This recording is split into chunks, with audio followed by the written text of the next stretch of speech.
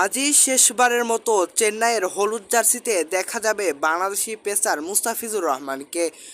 গত চেন্নাই ম্যাচগুলো ধারাবাহিক পারফরম্যান্সের দুবাদে আজও সিএসকে একাদশে তাকে থাকা অনেকটাই নিশ্চিত। শেষ ম্যাচে সানরাইজার হায়দ্রাবাদের বিপক্ষে দারুণ ইকোনমিক্যাল বোলিং করেছিলেন ফিজ। শেষে এই 2 উইকেট পেয়েছেন তিনি। এখন পর্যন্ত এবারের আইপিএলে সব ম্যাচের উইকেট পেয়েছেন বাংলাদেশি পেসার।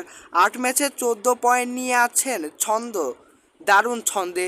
যদিও আজ রাত ম্যাচ দিয়ে ফিজের এই মৌসুমে যাত্রা শেষ হবে।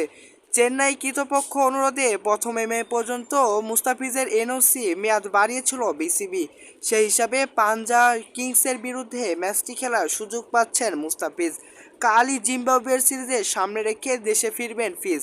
যদিও লম্বা সময় ধরে মাঠের বাইরে ফিজকে সিরিজের প্রথম 3 ম্যাচ থেকে বিশ্রাম দেওয়া হয়েছে। আর শেষ ম্যাচের আগে ফিজের সামনে অপেক্ষা করছে 2 মাইল ফলক। মুস্তাফিজুর রহমানের এবারের আইপিএলে বা 2024 সালের শেষ ম্যাচ হতে যাচ্ছে আজ। দেখা যাক কেমন পারফরমেন্স